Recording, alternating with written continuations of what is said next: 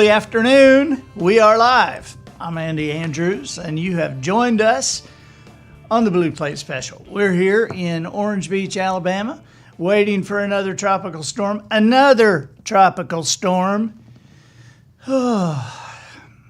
Anyway, we're fine. We're at Wisdom Harbor Studios here at the wharf, and we're going to be fine. It's just a tropical storm.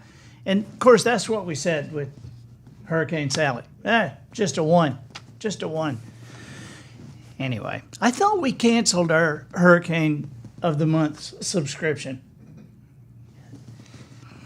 Anyway, we have something very fun planned for this episode of the Blue Plate Special. We have a guest that's going to be joining us in a little bit. Hey, Heather Olson from Utah. I got the pictures of your family the other day, and so I'm going to get those back out to you. I really hope you look forward to this show every Tuesday and Thursday, because we do. We kind of run our lives around this little show now. Elaine Pinnell from Little Rock, Arkansas. Hi to Andy and SB. No hi to you guys. No hi to y'all. Just me and SB. Hello, Ron Reams from Mobile. Again, you shared. Thanks. Hey, if you're new to us here, if you're on Facebook, if you can share, that would be awesome. We would really appreciate sharing the page. My sister, Christy, has joined us and has shared. Crisco, how are you? Had a lot of people talk about that episode that you joined me on, and they were a little upset about how you broke my toe with your cast. Of course, you had a cast because I'd broken your arm. Dawn Levine from Farmersville, Ohio. Deanna Kirkpatrick, good afternoon. Got a bunch of people. Lynn Lewis from Covington, Georgia. We have guests in the studio today. And we have the guests from Virginia. Who's from Virginia? That's you guys. Hey, a bunch of you from Virginia. And where in Virginia are they from? Where? Do you know? I mean, because Virginia, that's like, you could be like 500 miles. Abingdon. Wow. I have no idea where that is. But you probably didn't know where Orange Beach, Alabama was either. So, and then you guys are from Florida. Where in Florida are they, Little Em? Fort Walton Beach. Okay, well, good. That's just...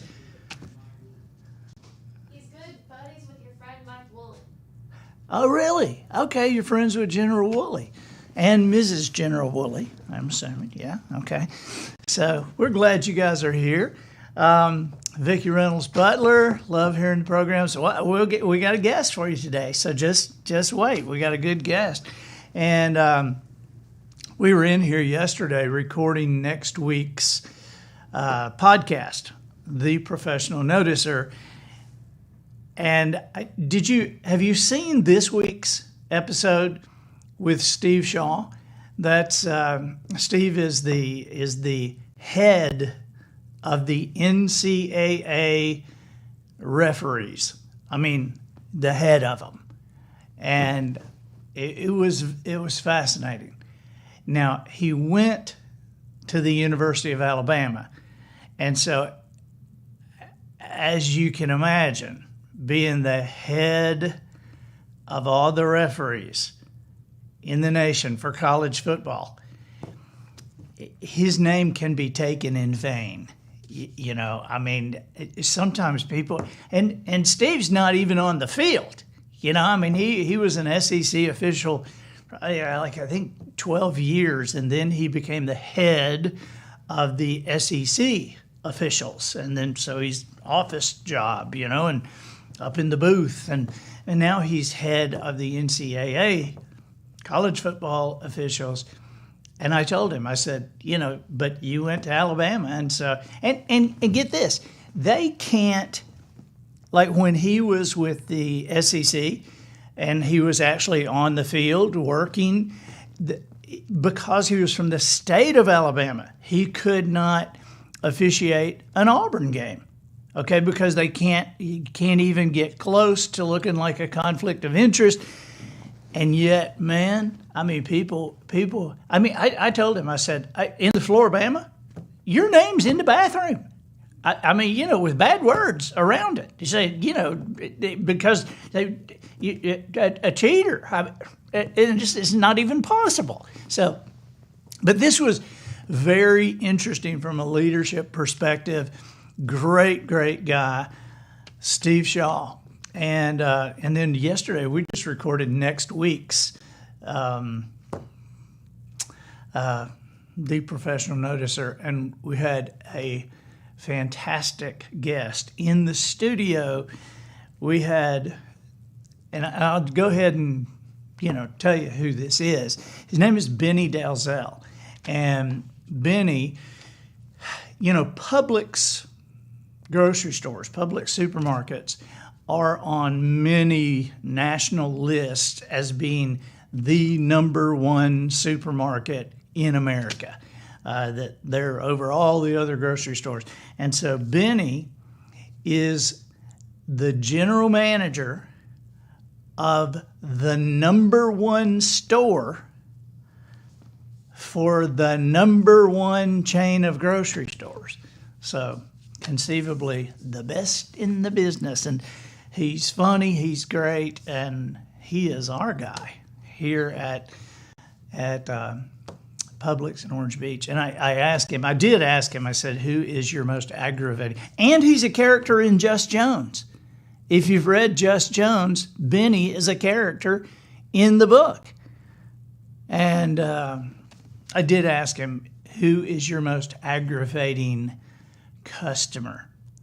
And I won't say who he named, but he did tell me several stories about my wife. And do you know? I mean, do you know that I went to Publix the other day, and I got, one of the things I got was mayonnaise. And when I came home, Polly says, "Well, that's the wrong kind of mayonnaise." The wrong kind of mayonnaise. And I mean, she said, well, I've taken it to the office. I've taken it to the studio. We are all eating the wrong kind of mayonnaise. I think it's pretty good. Yeah, well, she didn't want it. I forgot to tell Benny about that. Hey, I want to bring on our guest. Say hi to the people. Twitter, Instagram, those of you on YouTube, press that subscribe button if you can. That would help. I have not met our guest, okay, but he is waiting patiently as I jabber along. But I am very excited about having this guy. I read about him in the news a couple of weeks ago and immediately put Matt Jack on it. And I said, we've got to have this guy on the Blue Plate Special. Please find him and see if he will join us. He is a young man, and he looks a little bit different now than he did a couple of weeks ago. But I'm going to go ahead and introduce him, and together he and I will tell you a little bit about his story. Please welcome Kieran Moise. Hi. Are you there, buddy? Hey. How are you doing, man? Thank you for joining us. I'm doing good. How are you? Now, you're in Huntsville, right? Yep. Okay. And are you a senior in high school this year, Kieran? I just graduated, yeah. Okay. Yeah, that's right. I forgot. Adam just graduated too. And I bet you didn't graduate like Adam graduated. You're going to the Air Force Academy, so it wasn't a skin of your teeth thing like it was for Adam. But you are going to the Air Force Academy. And when did you decide that you were going to, you knew you were going to have your hair cut. And so when did you decide to make that whole thing a project? How long? ago? Probably when I started my application, when I took it seriously and knew that, hey, I do actually have a chance of getting in here. So, yeah, I didn't want them to just shave off my hair and throw it on the ground. So I wanted to start a project to donate it after I got accepted. So I didn't actually start the fundraiser or anything until I knew 100% that I got accepted. Because Wow. And you I could have grown it out a little bit more, but you think? I mean, because you started this project for St. Jude's Hospital, and it's called Kieran's Curls for Cancer, and your goal was to raise $1,000 per inch of hair for St. Jude's. And before we show the picture, how many inches did you grow, Kieran? well, at first I measured only 15 inches, but then a few weeks later we took another measurement trying to see if we could find the longest one. We got 19 inches. So the final goal was $19,000. But you have raised more than that now, correct? Yeah. Can we With all this see? publicity, we've almost doubled it. We've gotten to $35,000. That is awesome. Can we see the picture of Kieran before he got his haircut? How about that? Man. Now, if you played football, that would be quite the cushion under your helmet. Yeah, a lot of people think that I didn't use pillows but it was really kind of a nuisance sometimes when I wanted to do sports. Like I couldn't put a bike helmet on without spending hours the night before trying to braid my hair. So what will the hair be used for? Will it be used for wigs for kids? Yes. It's going to a charity called Wigs for Kids with Hair Loss, and that charity provides not only the hair, but they also provide the service and the product to help keep the hair, to help maintain the hair. So it can be really expensive to get all the product to keep it looking good and clean, and so they give the kids money so that they can do that until they're 18. Wow. What now? Did you just like have this idea? Were you in a conversation one day, or what? How did this come up? So probably last year before COVID, or I guess that was 2 years ago, there was this event called St. Baldrick's where they were cutting off people's hair. They were just shaving it off. But all the donations to cheer people on were going to cancer research. And I knew I wanted to do something like that. But also I didn't want it to just get shaved off onto the ground. So I didn't want to do St. Baldrick's, but I wanted to have my own event where I could raise money for my own hair and also donate it off.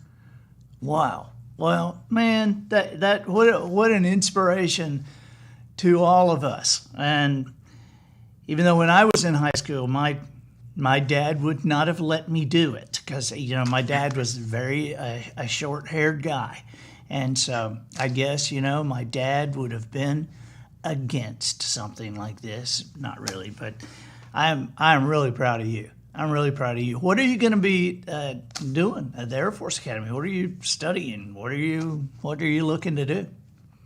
So I want to major in aerospace engineering. I've always loved it. But unfortunately, it's more complicated than that because they have both astronautical and aeronautical. So I have to choose whether I like planes or rockets more. Well, which way are you leaning right now? Right now, I'm leaning towards rockets. Planes are cool, but you can fly planes a lot easier than you can fly rockets. So I think I would rather design the rockets, but fly the planes. Ah. Man, and you obviously have the math background to even be thinking that way. That that is, I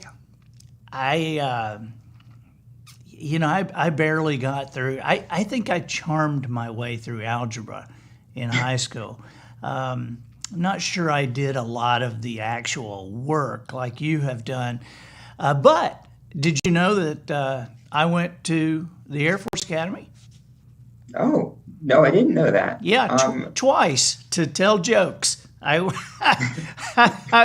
used to work as a comedian, and so I did 2 different concerts at Air Force Academy. So I love telling people, yeah, I went to Air Force Academy. So I did. I kind of had I guess my qualifications to get in were not really any specific skill except to make people laugh. But man, we are proud of you, and that you're from Alabama, and just proud of you for your generation and for all of us. It's just a great thing. You're involved like in. I mean, you're not just smart. You're an athlete. You're like martial arts and stuff like that. Isn't that correct? Yep. I've been doing karate for almost 9. I think I just hit my 9th anniversary since 4th grade, and I got a 2nd-degree black belt. I did the shirt I'm wearing right now is from a 50K I did in February. So yeah, I've been training a lot for the academy, and it's really high up. It's in Colorado, so all this training is going to feel like nothing once I get to the high elevation. That's one thing I got to say that I do remember about doing shows there. I run around on the stage a lot, and I remember just getting out of breath. I just oh my gosh, let me just stop for a second. Now, there's one other thing that I wanted to ask you. You are you're kind of ahead of the game because you're working on something that I don't even understand. And I know you're going, yeah, of course you don't understand. You charmed your way through algebra. But what is the helmet-mounted display? What is this thing you're working on creating? Okay, so I've had this internship with Northrop Grumman for the past 2 years, and it's more of a mentorship on my own idea. So I came up with a sort of helmet-mounted GPS interface that could. So I'll explain what it does. Yeah, come on now, Kieran. You're explaining this to a stupid person. So come on. So right now, first responders, all they can do is say, I see someone in a burning building over there on that side of the street, 2nd story. And that's slow and imprecise. So what I made was a helmet where you can look at that person, press a button, and say, over there. And everyone knows exactly where there is because on their screen, right in front of their eye, it'll tell them to look that way, and it's half a mile that way. So instead of having to give a general area, all you have to do is look at it.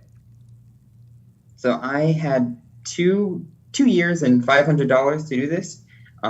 Still very much prototype, but I got a working thing. And it interfaces with GPS, right? Yes. A few hiccups in the GPS part. It kind of broke last minute, so I had to buy a replacement part for it. So I have to see how that works. I am amazed. One of our viewers said he may not have as much hair on his head, but he sure has his head on straight. That was Ron Reams. And Heather Olson in Utah says, what an amazing guy. We need more of him in this world. And Deanna Kilpatrick says we need more young people eager to make a difference, just as this young man has.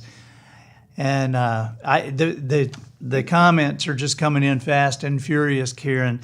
And we know you have somewhere else you got to be, and we appreciate you fitting us into your schedule. And keep in touch with us. We would like to keep everybody informed as your career continues to develop. This is amazing, and we're all for you. Okay, thank you so much. Yeah. Thank you, buddy. Thank you. All right, take care. That's Kieran Moise, and that is an amazing young man. I mean, to be generous, humble, brilliant, fit. You know, he's a second-degree black belt. He's a smart person that can kick my butt. You know, what a great guy. I just, Matt Jack, you have been emailing with Kieran, so please keep up with him for us. Okay, we would really like to, and if we can help him in any way, let's do. Okay, all right, good. Wow, Kim Petrucki out in Washington says, "Wow, very very cool information coming from a young person." And now, can you imagine getting an internship? I guess it was the end. He said 2 years, right? So at the end of the 10th grade, this guy has an internship with Northrop Grumman and has had an idea that nobody has ever thought of, much less figured out how to do it. You know, we talk about ideas here a lot, and ideas are very, they are crucial to the continuation of everything we're trying to do. Ideas come from great imaginations, and you know, it's odd to think about this, but you know, Einstein said that imagination is more important than knowledge.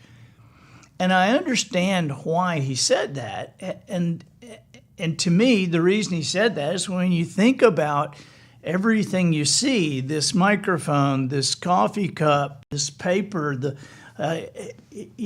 glass, the lights, a computer, a spoon, everything we use, everything we see was in somebody's imagination before it became a reality. And it was generally in one person's imagination before it became a reality. And so it's an idea is a very powerful thing. You know, when you find yourself in your life and you've had a crazy run, and sometimes our default at a bad time, our defaults are money, time, and leadership. You know, it's like, well, we don't have enough money. If we had enough money, we'd be able to do more, but we're out of money. Yeah, or it's a time thing. You know, it's like, well,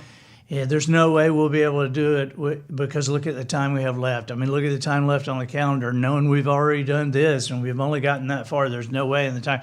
And then the other default is leadership. Well, you know, it's not really our fault, because if we had the right leadership in here, we'd be able. And I have found that in almost every case, you're not lacking money, you're not lacking time, and you're not lacking leadership. You're only lacking an idea, which comes from your imagination. You're just lacking an idea. You know, we've all seen an idea save millions of lives. We've seen one idea make billions of dollars, and one idea can take you from where you are to where you want to be. And I always feel odd when you talk about ideas, and I occasionally hear people go, "Oh, I'm out of ideas. I'm just out of ideas. Or, there's no more ideas." Well, we had an idea committee, and all the good ideas have been taken. I mean, look at Kieran. Look. I mean, it when he says that, it does make sense to think that, you're at a fire and go, "Well, they're over there," and nobody knows what you're talking about. Okay, well, how could you detail over there, and you've got a helmet thing that's interfacing where your eyes go? that's in the screen of all these other people with a GPS interface, and you can go get them. I mean, what an imagination and what an answer to a problem. I think that's some of our greatest inventions, some of America's genius is that these imaginations are being used in many cases just to solve a problem. And if you look at some of the greatest inventions in the world, all they are is having solved a problem. Heather Olson says being humble is the key. I think that is a key. I mean, I definitely think that is a key, because if you're not humble enough to look closely and bring yourself back beyond yourself, if that makes sense, to sit back and, I think it's probably a hallmark of somebody like Kieran not to believe he already knows everything. I mean, I would imagine Einstein was very aware, probably more aware of what he did not know than what he knew. And that spurred him on. But if you look at ideas that have really changed the way we live, most times they were an answer to a problem somebody was having. I mean, I think, and I'm not really talking about like cars or airplanes or bridges. I mean, think Band-Aids.